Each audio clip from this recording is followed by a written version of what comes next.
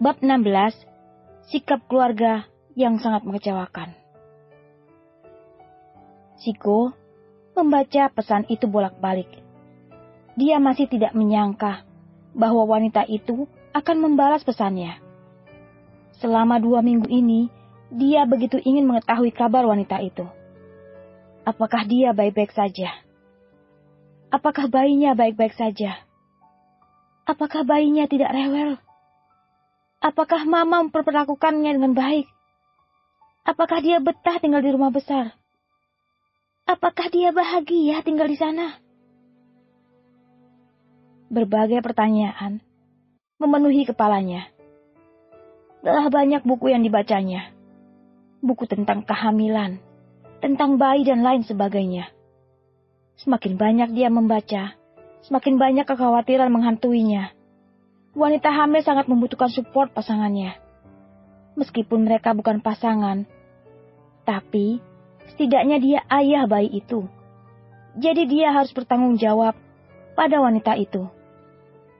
Andaikan wanita itu tidak takut dan tidak membencinya, mungkin dia bisa memberi banyak dukungan bagi wanita itu.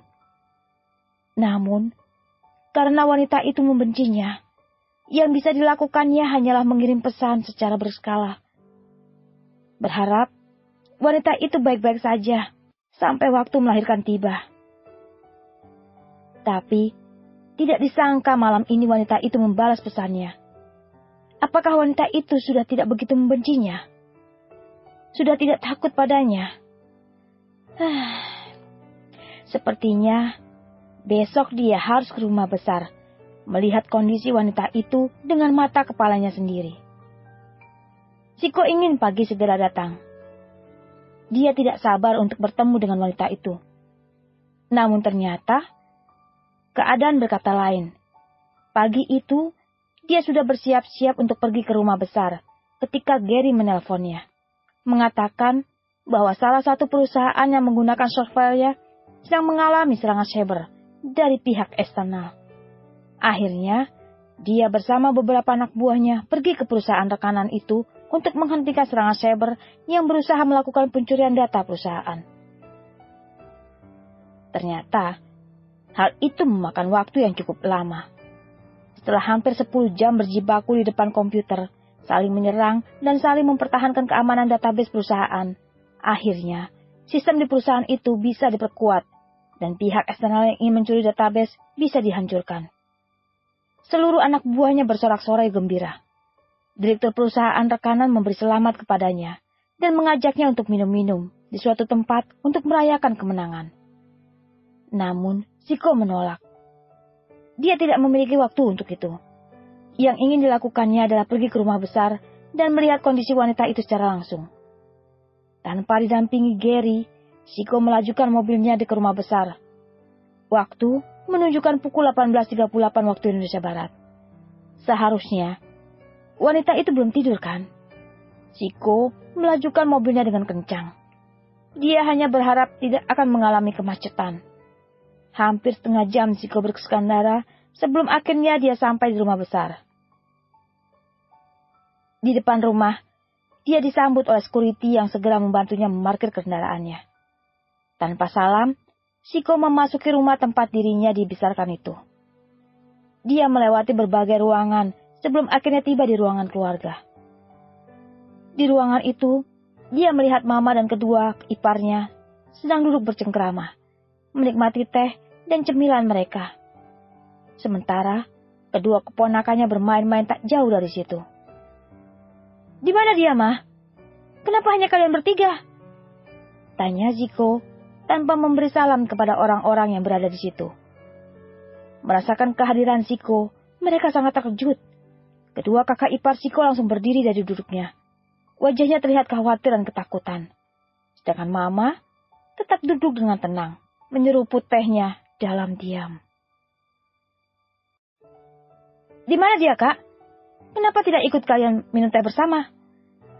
Shiko mengalihkan pertanyaan para Kintan dan Reta, yang saling berpandang-pandangan tanpa menjawab pertanyaannya. Mungkin dia di kamarnya. Aku akan mencarinya ke sana. Silakan dilanjut lagi kegiatan kalian." Shiko berlalu. pergi ke lantai 2 menuju kamarnya. Dari awal dia sudah menempatkan Nisa di kamar itu. Jadi dia sangat yakin Nisa akan berada di sana. Sesampainya di depan kamar, Chiko segera mengetuk pintu. Beberapa kali dia mengetuk pintu, namun tidak mendapatkan jawaban. Apakah wanita itu sedang tidur? Tapi, ini masih jam 7 malam. Tidak mungkin wanita itu sudah tidur, bukan? Apa memang wanita hamil tidurnya bisa lebih awal? Karena penasaran, dengan pelan-pelan Chiko membuka pintu kamar itu.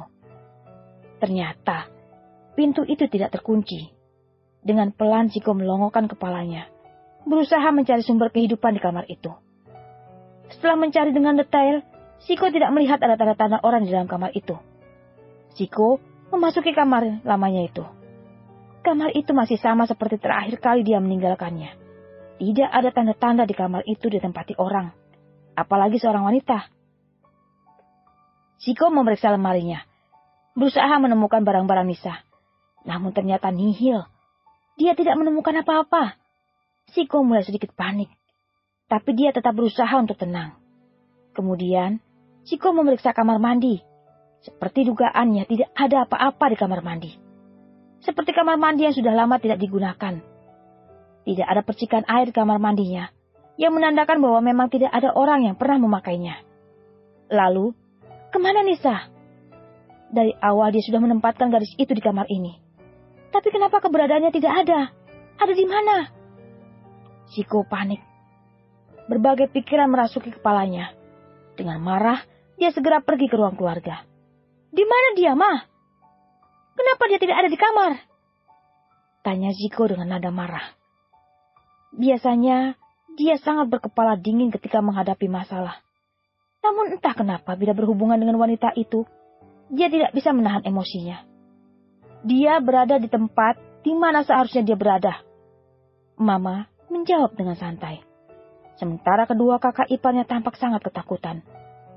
Tempatnya adalah di kamarku, Ma. Dia sedang mengandung anakku. Jadi dia seharusnya ada di ruangan ini, berkumpul dengan kalian sebagai keluarga. Keluarga? Keluarga katamu? Dari awal Mama sudah menolaknya. Kenapa kamu memaksa dia untuk tinggal di sini? Mama tidak menerimanya sebagai keluarga. Mama juga tidak akan menerima anaknya. Wanita tidak jelas seperti itu, jangan harap bisa mendapatkan pengakuan dari Mama. Ma! Anak yang dikandungnya adalah cucu Mama. Kalau Mama tidak bisa menerima dia, setidaknya Mama bisa menerima bayi itu. Tidak akan. Tidak akan pernah. Mama tidak akan pernah menerima anak dari wanita itu. Mama tetap bersikukuh. Kemarahan memenuhi rongga dada Chiko. Dia tidak menyangka mamanya masih menolak Nisa. Dia berpikir wanita itu sudah baik-baik saja. Tapi ternyata tidak seperti pikirannya. Lalu di mana dia, Ma? Mama tidak mengusirnya, kan? Tanya Chiko dengan perasaan ketar-ketir. Dia tidak bisa membayangkan kalau Mama benar-benar mengusir wanita itu. Sudah Mama bilang, dia berada di tempatnya seharusnya berada. Mama mengatupkan mulutnya rapat-rapat, bertanda tidak ingin menjawab pertanyaan Chiko lagi.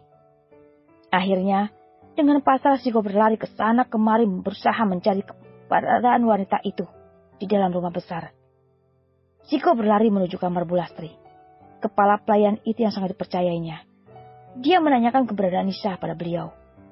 Chiko sedikit lega mengetahui Nisa masih berada di rumah itu. Dengan segera, Chiko berlari ke ruangan letaknya paling ujung di dalam rumah itu. Kemudian, dengan tidak sabar, Chiko segera membuka pintu itu.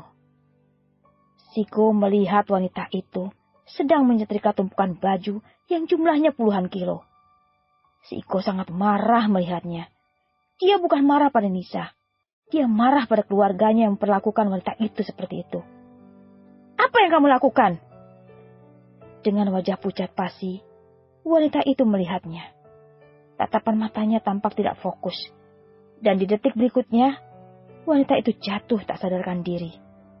Sebelum Nisa terjatuh dan akan menimpa setrika yang sedang dipegangnya, dengan sigap, Chiko segera menangkap tubuh wanita itu, meraihnya ke dalam pelukannya. Kalau kamu mau dengar audiobook lebih banyak dan gratis, segera download Audiotune.